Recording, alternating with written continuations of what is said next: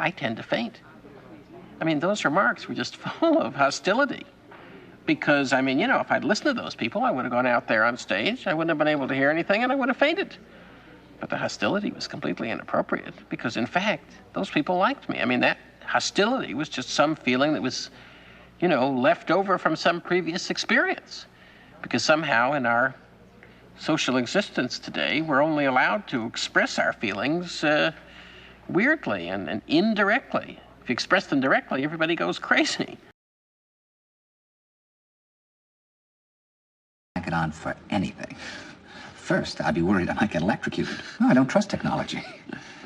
But I mean, the main thing, Wally, is that I think that kind of comfort just separates you from reality in a very direct way. You mean? I mean, if you don't have that electric blanket and your apartment is cold and you need to put on another blanket or go into the closet and pile up coats on top of the blanket you have, well, then you know it's cold.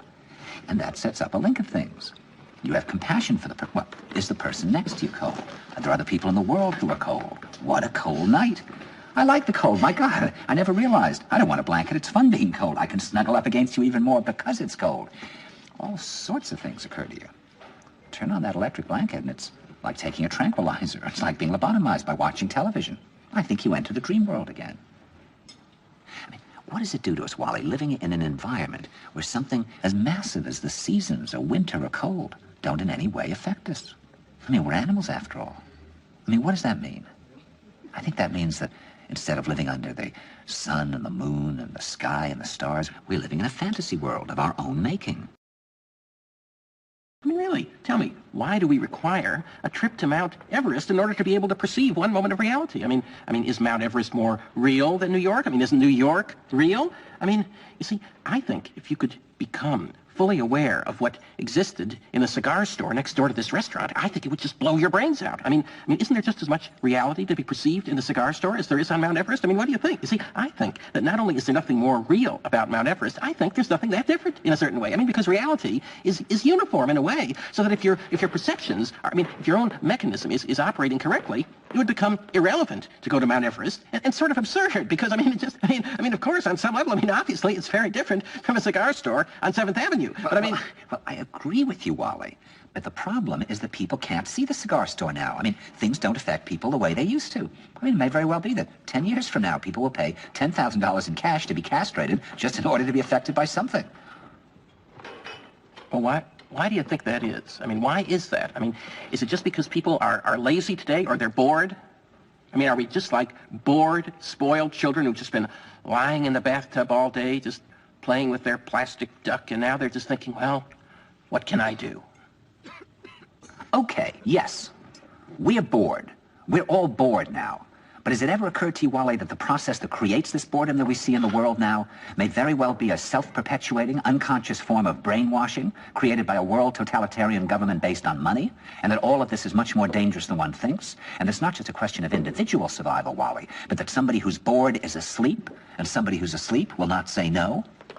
See, I keep meeting these people. I mean, just a few days ago, I met this man whom I greatly admire. He's a Swedish physicist, Gustav Bjornstrand, and he told me that he no longer watches television, he doesn't read newspapers, and he doesn't read magazines. He's completely cut them out of his life because he really does feel that we're living in some kind of Orwellian nightmare now, and that everything that you hear now contributes to turning you into a robot.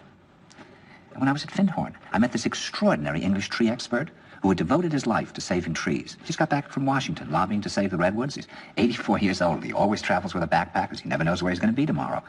And when I met him at Findhorn, he said to me, "Where are you from?" And I said, "New York." He said, "Ah, New York, yes, that's a very interesting place. Do you know a lot of New Yorkers who keep talking about the fact that they want to leave but never do?" And I said, "Oh, yes." And he said, "Why do you think they don't leave?" I gave him different banal theories. He said, "Oh, I don't think it's that way at all." He said, "I think that New York is the new model for the new concentration camp, where the camp has been built by the inmates themselves, and the inmates are the guards, and they have this pride in this thing they've built. They've built their own prison, and so they exist in a state of schizophrenia, where they are both guards and prisoners, and as a result, they no longer have, having been lobotomized, the capacity to leave the prison they've made, or to even see it as a prison."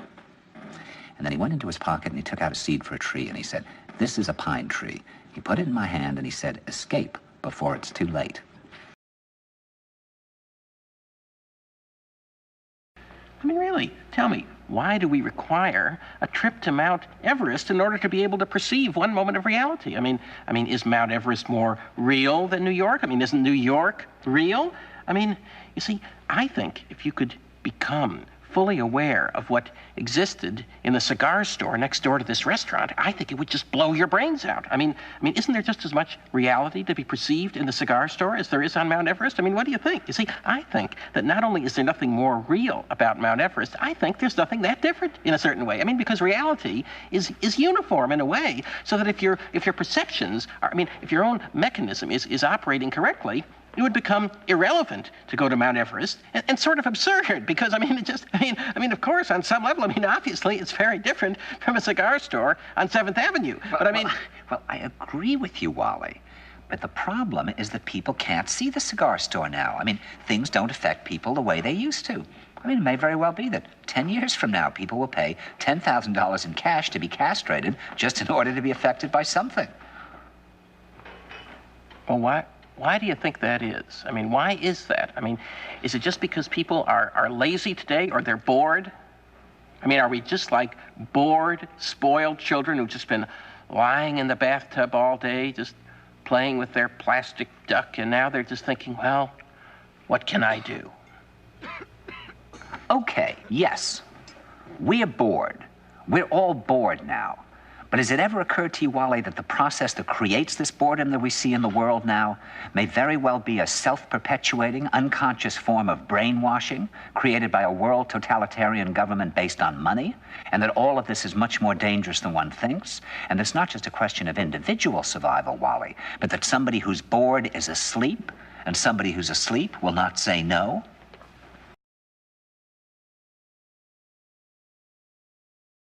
Now, this vision of a universe arranged in harmonies of sounds and relations is no new discovery. Today, physicists are simply proving that what we call an object, an atom, a molecule, a particle, is only an approximation, a metaphor. At the subatomic level, it dissolves into a series of interconnections, like chords of music. It's beautiful. Yeah, but there are boundaries, aren't there? Between you and me, for instance. We are two separate bodies, aren't we? That's not an illusion. At the subatomic level, there is a continual exchange of matter and energy between my hand and this wood, between the wood and the air, and even between you and me. A real exchange of photons and electrons. Ultimately, whether we like it or not, we're all part of one inseparable web of relationships.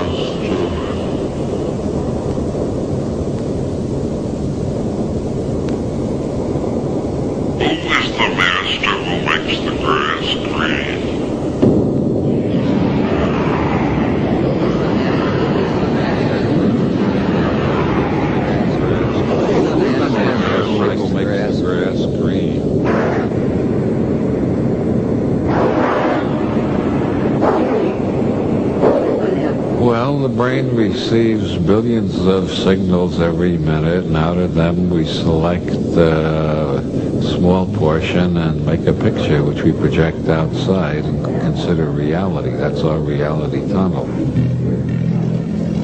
That's our reality tunnel. A mosquito comes in the window. A mosquito will perceive an entirely different reality tunnel than a dog. A dog will perceive a different reality tunnel than a human being. Everybody does it differently. That's why no two people ever perceive the same interlude of time. If you set a watch and then stop it and ask them how long it was, they'll guess anything from 15 seconds to 4 minutes. If you ask them what color something is, some will say green and some will say blue. And this is why the first problem in learning Zen Buddhism is generally to identify the great master who makes the grass green. Who is the master who makes the grass green? Who is the master who makes...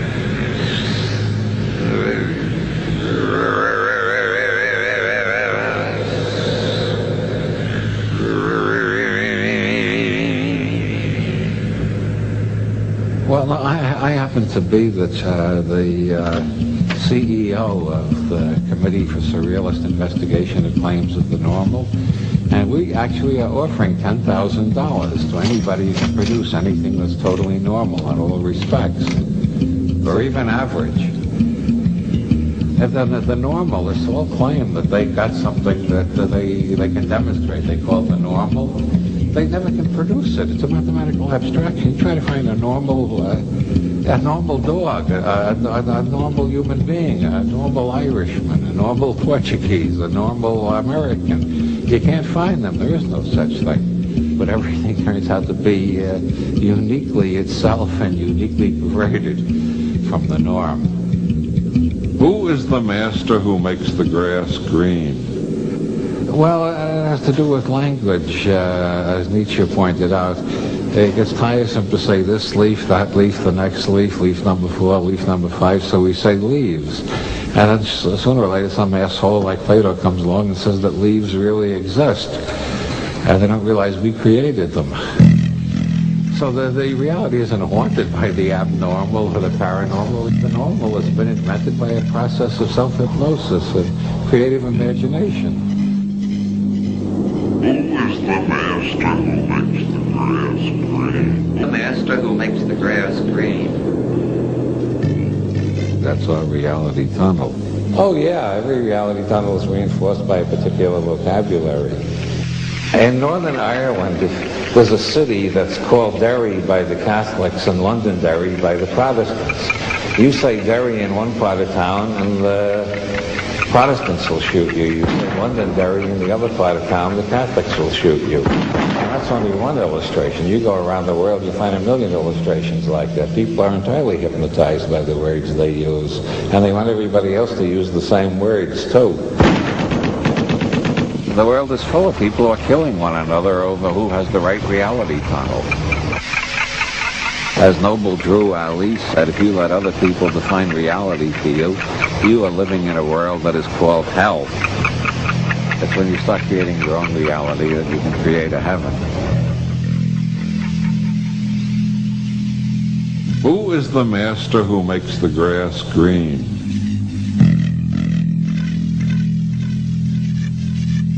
Who is the master who makes the grass green?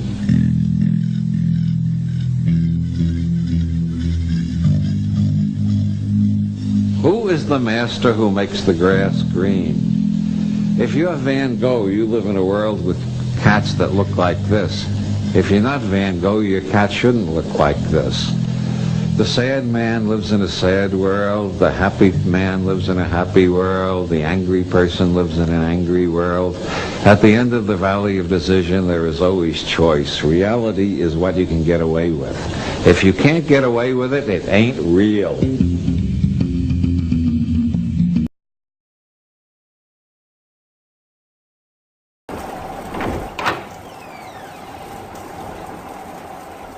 Hello?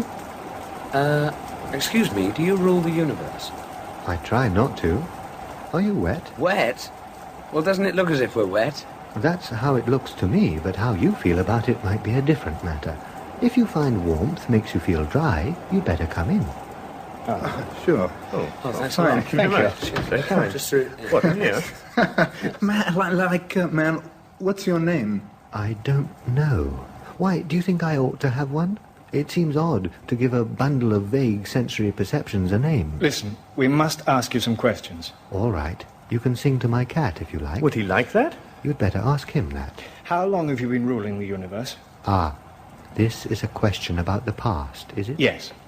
How can I tell that the past isn't a fiction designed to account for the discrepancy between my immediate physical sensations and my state of mind? Do you answer all questions like this? I say what it occurs to me to say when I think I hear people say things. More I cannot say. Oh, that clears it up. He's a weirdo. No, listen. People come to you, yes? I think so. And they ask you to take decisions about wars, about economies, about people, about everything going on out there in the universe. I only decide about my universe. My universe is what happens to my eyes and ears. Anything else is surmise and hearsay. For all I know, these people may not exist. You may not exist. I say what it occurs to me to say. But don't you see? What you decide affects the fate of millions of people. I don't know them. I've never met them. They only exist in words I think I hear. The men who come to me say, so-and-so wants to declare what we call a war. These are the facts. What do you think? And I say. But it's folly to say you know what is happening to other people. Only they know, if they exist. Do you think they